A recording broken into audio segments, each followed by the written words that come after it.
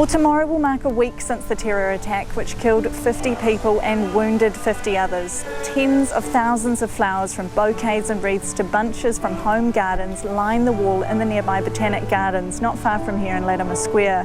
Earlier today I went there to ask people what those floral tributes mean to them. Just showing our respect to the community. I'm still lost for words. I still can't believe it happened.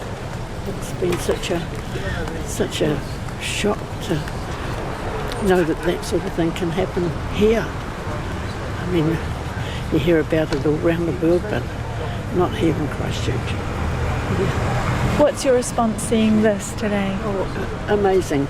My husband, unfortunately, has got dementia, and he thinks it's all related to the war. He can't comprehend now what's gone on, but I thought it would be nice for him to come down and see it as well. It's something he can take in. Whether he gets the right meaning of what it's all about, that's beside the point. It's just, we can sort of show our support to them and hopefully never happens again. I've travelled in from Methven, which is an hour away, and I guess because this is going to stay part of our history forever, it's a chance to just make sure you've been part of it. And being away from Christchurch, you can kind of not really appreciate how big a thing it is, but standing here gives you that appreciation. So that's probably the main reason. Yeah. What's your response been seeing it now? Slightly overwhelmed, and I guess it's just being a mum of two kids. You hope that my kids never have to understand what we are having to learn to understand. So it just, puts it a bit into perspective. Yeah. We've been travelling to New Zealand now for more than a year. We're on a working holiday visa, and we were on our way to Christchurch anyway. So we were passing through Kaikoura the day that obviously the sad attack happened. But it didn't keep us from coming, because unfortunately we come from a land or a country or a nation in Europe where we have had a lot of terror attacks already. And the first ones that we know that we had really shook our world as well as it does everybody's.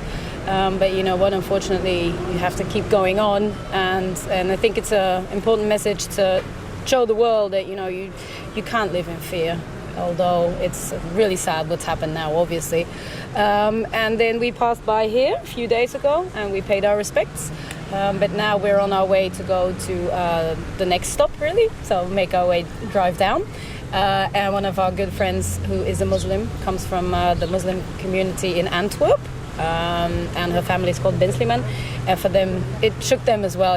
They're really believing Muslims, practicing, good-working, hard-working people. And it really affected them as well. So they asked us, can you go buy a flower in their name and can you go put it there?